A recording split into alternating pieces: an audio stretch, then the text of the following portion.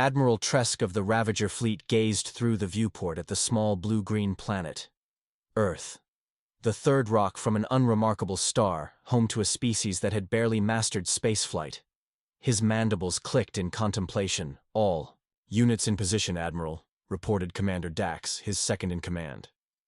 The humans remain unaware of our presence, cloaking systems functioning at optimal capacity. Tresk nodded, his 4 eyes blinking in sequence. Excellent. The Council will be pleased. Begin the operation. Across the vast armada, thousands of Ravager ships activated their targeting systems, but not a single weapon was aimed at Earth. Instead, they focused on the invisible network of spatial distortions surrounding the planet. Distortions imperceptible to human technology but clear as day to the advanced sensors of the Ravager fleet. Sir, said Dax, we're detecting human defense systems activating. They may have noticed something. Tresk waved a dismissive claw. Impossible. Their technology is far too primitive to detect our presence. On Earth, at the North American Aerospace Defense Command, Major Tom Wilson stared at his screen in confusion. General, I'm seeing something. Energy fluctuations in high orbit. General Reed frowned, leaning over Wilson's shoulder. Natural phenomenon? No, sir. The pattern is too regular, too purposeful. Reed straightened, his face grim. Alert all stations. We may have company. Back on the flagship, Tresk received troubling news. Admiral, the human defense systems are now actively scanning. They've deployed satellites to investigate the disturbances. Tresk's outer membrane pulsed with annoyance. Impossible. Their technology is centuries behind ours. Nevertheless, they've detected something, insisted Dax. And that's not all. Look. The view screen shifted to show a small human craft leaving Earth's atmosphere, heading directly toward one of the spatial anomalies. They're sending a ship to investigate, said Dax. Should we eliminate it? Tresk hesitated. The mission parameters were clear. No contact with the native species. But direct action against the humans would only confirm their suspicions. No, let them come. They'll see nothing. Aboard the experimental spacecraft Venture, Captain Lisa Parker guided her vessel toward the coordinates provided by NORAD. Anything. On sensors, Jack? She asked her co-pilot. Jack Miller shook his head. Nothing visible, but the energy readings are off the charts. Whatever it is, it's big. As the Venture approached the coordinates, the ship suddenly rocked violently. What was that? Demanded Parker. Some kind of gravitational distortion, replied Miller. And it's getting stronger. The ship's computers blared warnings as the small craft was caught in an invisible tide, pulled towards something they couldn't see. On the Ravager flagship, Tresk watched in alarm as the human vessel drifted dangerously close to their target. Admiral, the humans are about to intersect with the Zelnar spawning grounds. If they disrupt the hibernation cycle, the Zelnar will awaken prematurely. Tresk's blood ran cold. The Zelnar, ancient planet-devouring entities that had plagued the galaxy for millennia. The Ravager fleet's mission was to contain them, to prevent them from awakening and continuing their destructive path across the stars. And now, unwittingly, the humans were about to disturb their slumber. Disable their ship, ordered Tresk. Carefully. We cannot allow them to reach the spawning grounds. As the tractor beam engaged, Tresk realized with growing dread that their carefully planned containment operation had just become infinitely more complicated. The humans were never meant to be their target. But now they might have no choice. The Venture shuddered as an invisible force gripped it. Captain Parker fought the controls, but the ship refused to respond. We're caught in some kind of beam, Miller reported, his fingers dancing across the controls. All propulsion systems are dead. Parker activated the emergency beacon. NORAD, this is Venture. We're experiencing an unknown phenomenon. Request immediate. Her transmission cut off abruptly as the ship's communications system went dark. On Earth, General Reed watched helplessly as the Venture's signal disappeared. Get me the President, he ordered, and tell the Space Force to prepare for potential hostilities. In orbit, Tresk faced a dilemma. The human vessel was now in their custody, its occupants unharmed but certainly aware of an external force. Bring them aboard, he decided. We need to understand what they know. Commander Dax clicked his mandibles in alarm. Admiral, the Council's directives are clear. No contact with pre-integration species.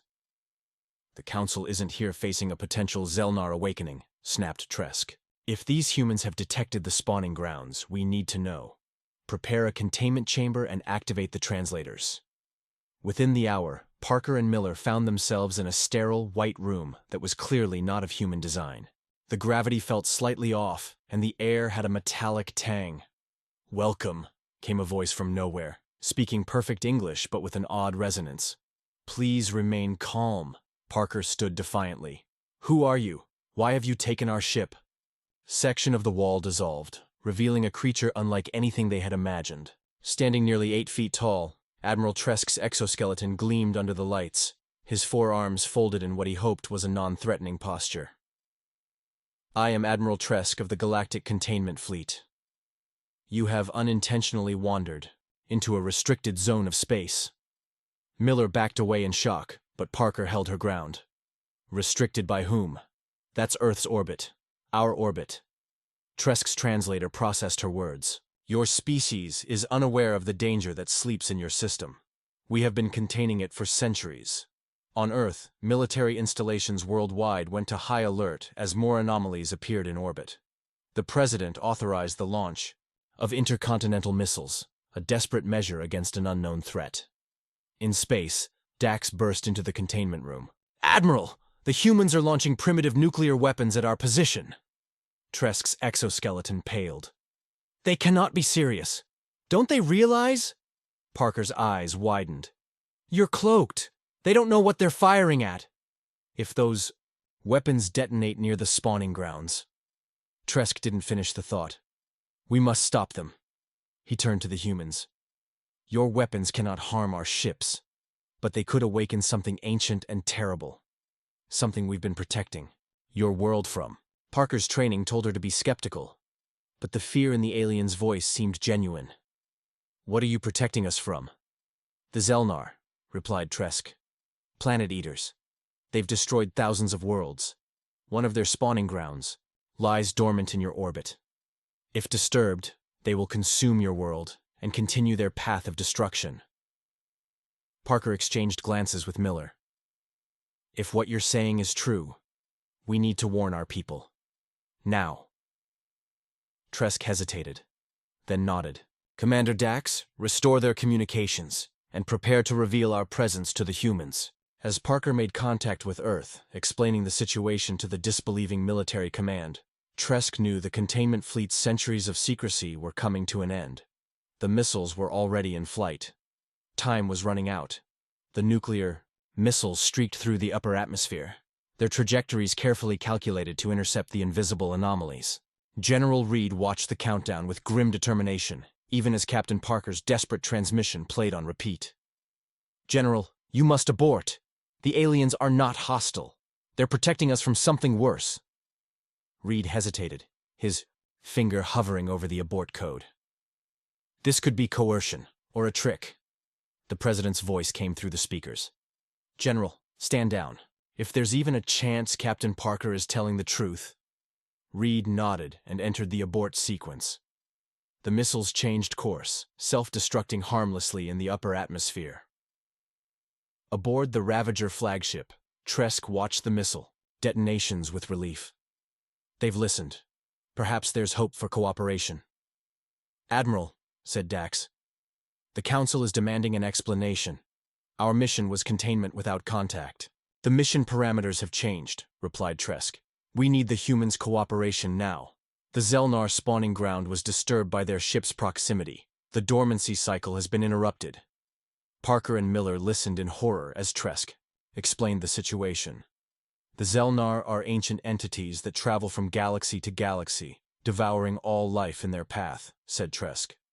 "They enter dormancy cycles between feedings, hiding in spatial pockets near habitable worlds. We've been monitoring this spawning ground for centuries, ensuring they remain dormant. But our ship," began Miller. "Disrupted the field," confirmed Tresk. "The Zelnar will awaken within days, perhaps hours, and they will be hungry." On Earth, an emergency session of the United Nations Security Council convened as governments worldwide came to terms with the revelation of alien life. The President addressed the assembly via video link. "We face an unprecedented threat. but we also have an unprecedented opportunity for alliance with an advanced civilization. Representatives from Russia, China, and the European Union voiced skepticism. Was this real? Could these aliens be trusted? Their debate was interrupted as Tresk's holographic form appeared in the center of the chamber, a diplomatic breach the Admiral deemed necessary. "People of Earth," he began, his translator converting his clicks and hums into all major human languages simultaneously. "I regret that our first contact occurs under such circumstances. But we share a common enemy now." He projected images of worlds destroyed by the Zelnar, barren husks stripped of all life.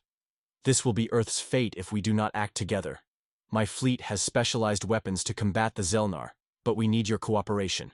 The Chinese representative stood. "Why should we trust you? You've been hovering above our planet in secret." "To protect you," countered Tresk. "The containment fleet has guarded thousands of worlds from the Zelnar for millennia. We didn't contact you because your civilization wasn't ready." "And now?" asked the Russian president. "Now you have no choice," replied Tresk bluntly. "Ready or not, you're about to face a galactic threat." Back on the flagship, Parker and Miller were shown the Ravager fleet's battle plans. "We need your military to coordinate with ours," explained Commander Dax. "The Zelnar are vulnerable during their awakening phase, but they'll quickly gain strength." Parker studied the plans. "These formations, they're designed to protect Earth at all costs." "Of course," said Tresk, entering the room. "Contrary to what your leaders might believe, humans are not our target. You never were. You're what we're fighting to protect."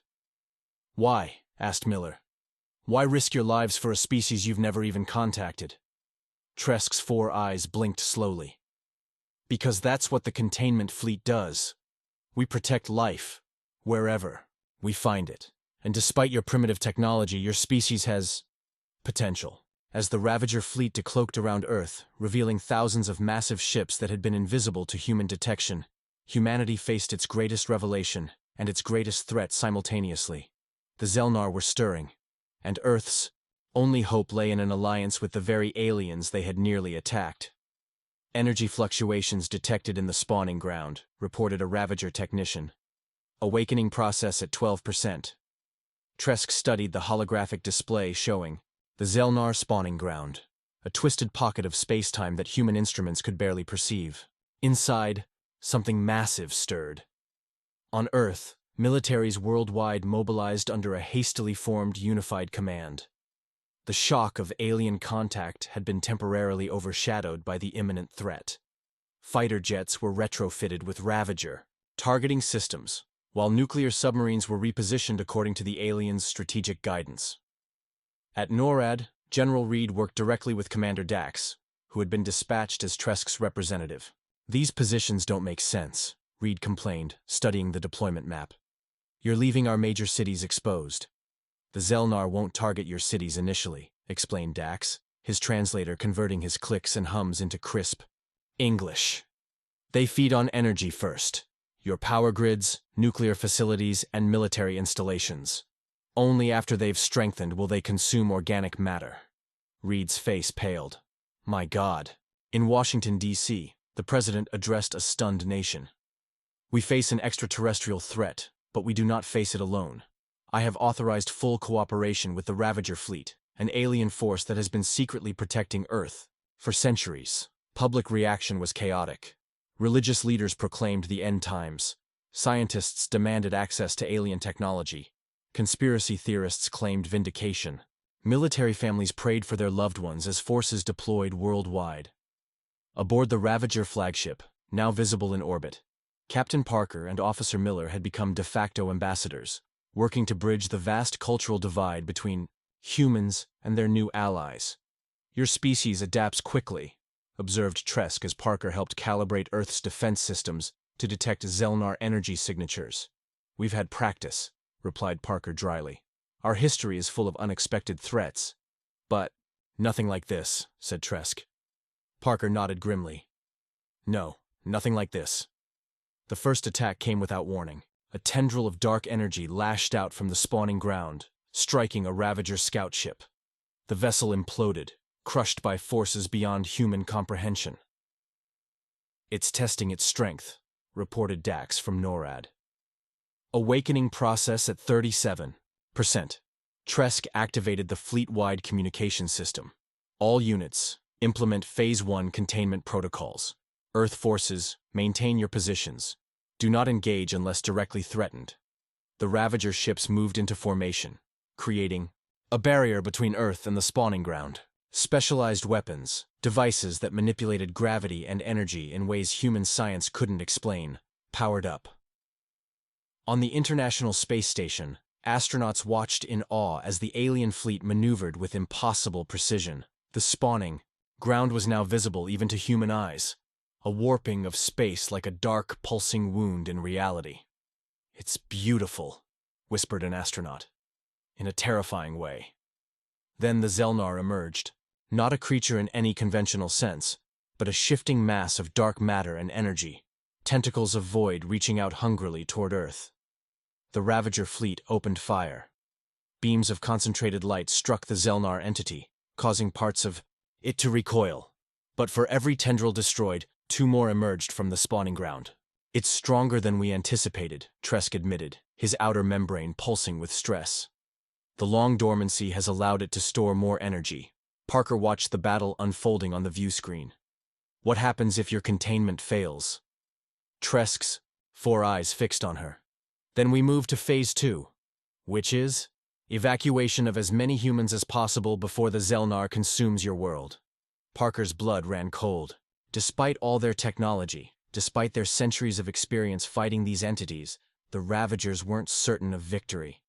As the battle intensified, humanity faced an uncomfortable truth. Earth's fate now rested in alien hands. The Zelnar's tendrils stretched across space, probing the Ravager defenses. 3 more scout ships were destroyed, crushed into singularities by the entity's overwhelming gravitational control. "Awakening process at 63%, reported Dax, his voice tight with strain. "Main fleet holding, but the Zelnar's energy absorption rate exceeds our models." On Earth, the effects of the space battle became visible.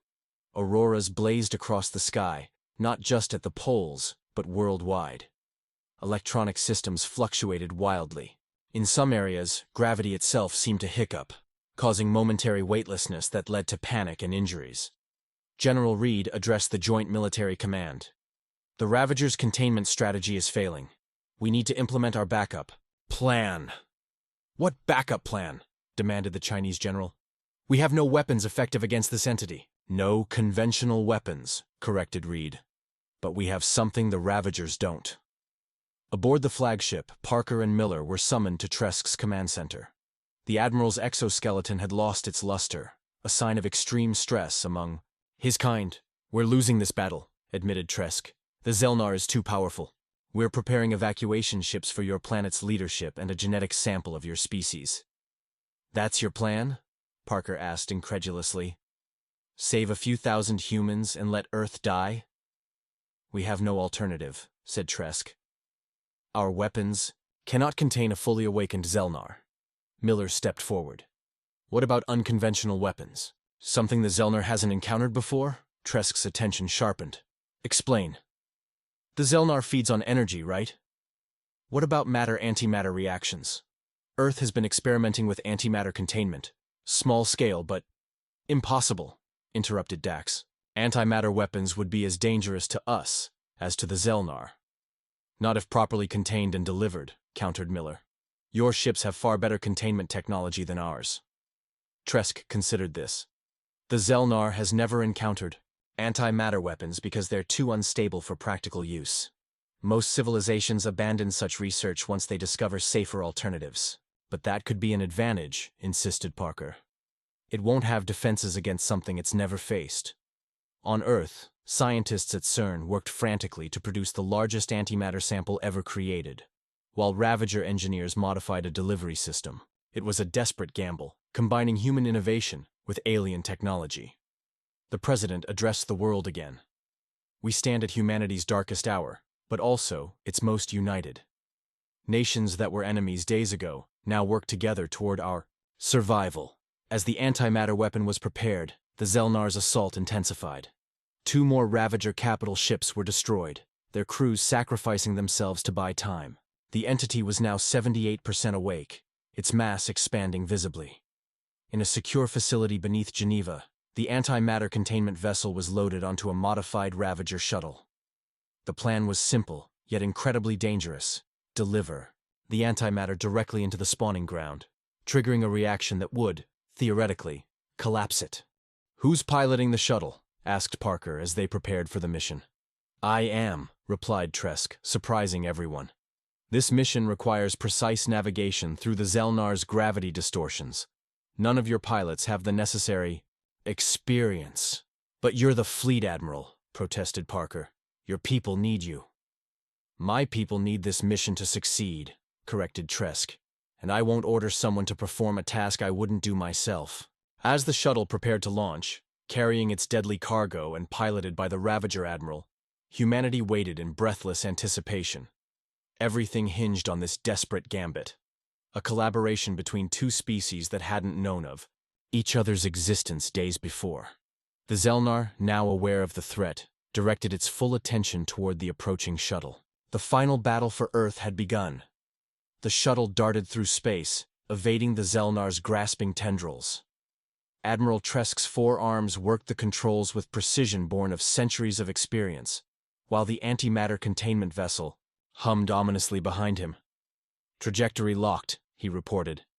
"Approaching insertion point." The remaining Ravager fleet provided covering fire, drawing the Zelnar's attention with barrages of energy weapons. On Earth, millions watched the battle through telescopes and live feeds from orbital satellites. In NORAD's command center, Parker and Miller monitored the mission alongside General Reed and Commander Dax.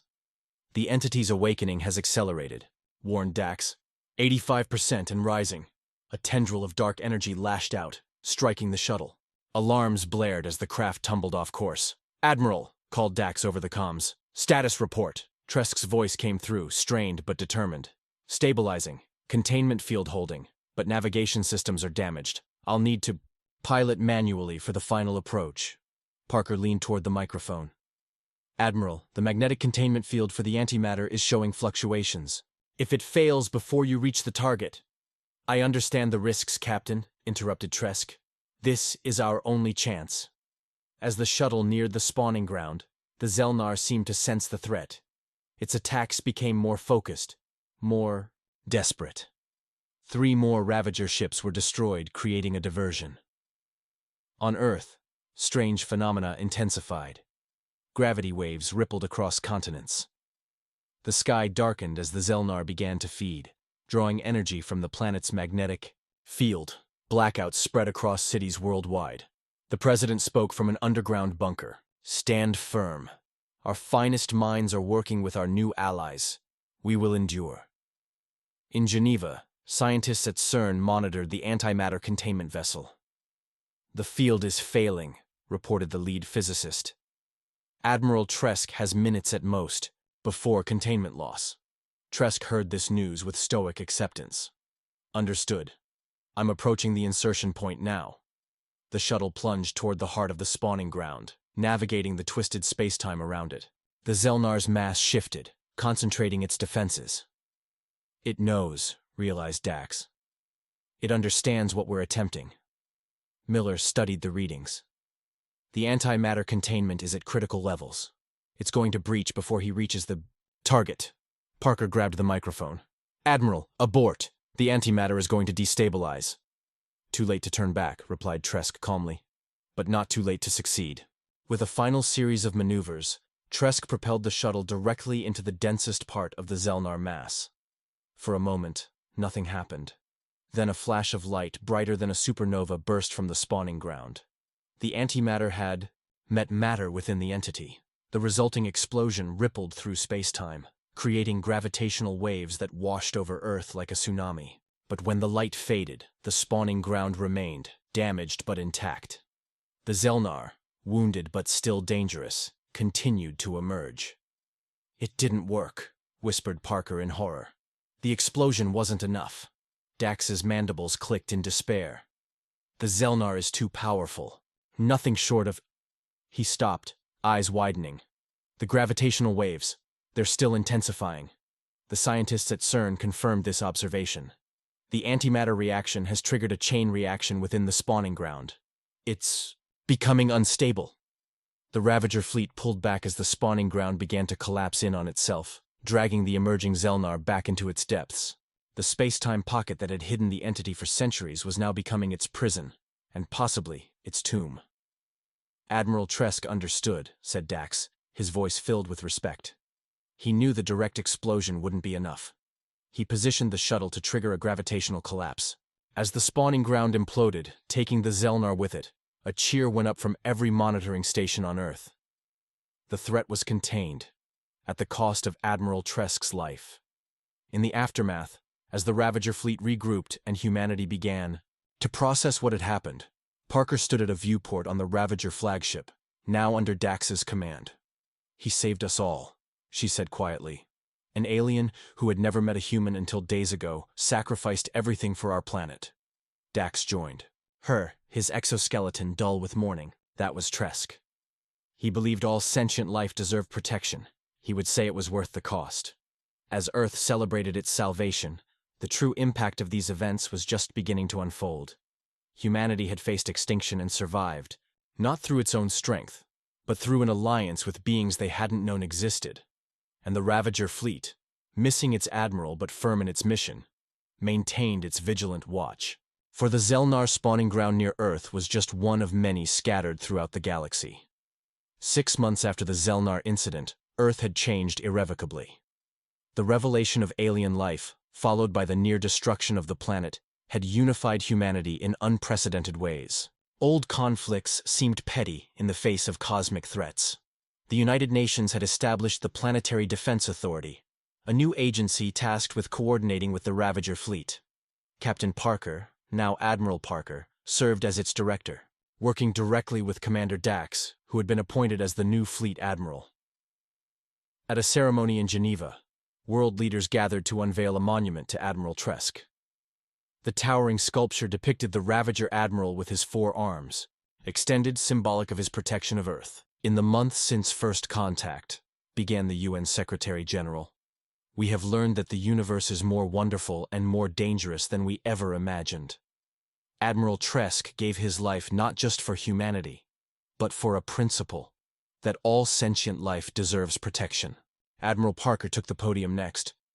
"The Ravager fleet has guarded countless worlds across our galaxy for millennia. Earth is not unique in receiving their protection. But what is unique is the partnership we've formed in the aftermath. That partnership had yielded remarkable advances. Ravager technology had helped humanity solve its energy crisis almost overnight. Medical breakthroughs were occurring weekly as alien biology and human innovation combined. And most importantly, Earth now had defenses against cosmic threats.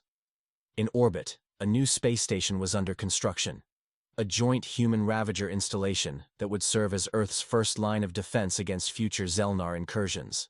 Officer Miller, now Captain Miller, commanded the human contingent.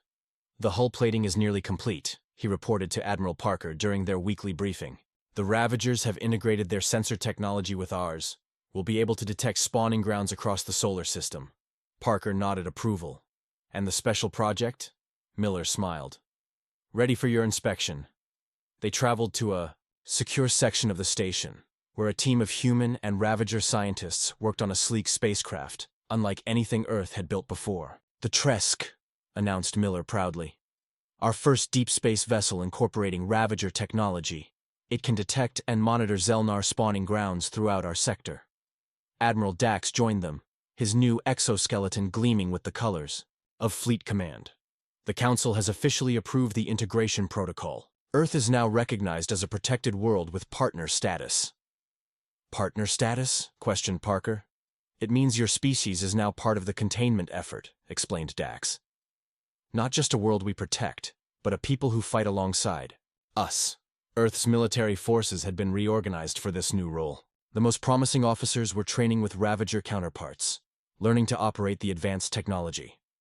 Scientists worldwide collaborated on understanding the Zelnar threat and developing new defenses. In schools across the planet, children learned about the vast galaxy beyond their world, not as an abstract concept, but as a community they were now part of. The term alien was rapidly being replaced by extraterrestrial allies, or simply galactic neighbors. At a research facility in Antarctica, scientists studied a small, contained piece of the Zelnar entity, a fragment recovered after the spawning ground collapsed. Under strict Ravager supervision, they sought to understand the ancient threat. Its molecular structure defies our physics, admitted the lead researcher during a briefing attended by both admirals. But we're making progress. We believe the Zelnar evolved in a different universe with different physical laws, which is why they're so destructive in ours. As humanity expanded its understanding, the Ravager fleet maintained its vigilance. Their ships patrolled the solar system, now openly. Their presence a constant reminder of both the danger that lurked in the cosmos and the protection Earth had gained. On the anniversary of the Zelnar incident, Admiral Parker stood before the United Nations General Assembly. 1 year ago, we faced extinction, she began. We were saved not because we were special, but because a species far more advanced than our own believed all life deserves protection. The Ravagers never targeted humanity. They targeted the threat to our existence. She gestured to Admiral Dax, who stood at her side. Now we join their mission. Earth's first containment fleet vessels launch next month. Our children will grow up in a galaxy where cooperation between species isn't just a dream, but a necessity for survival.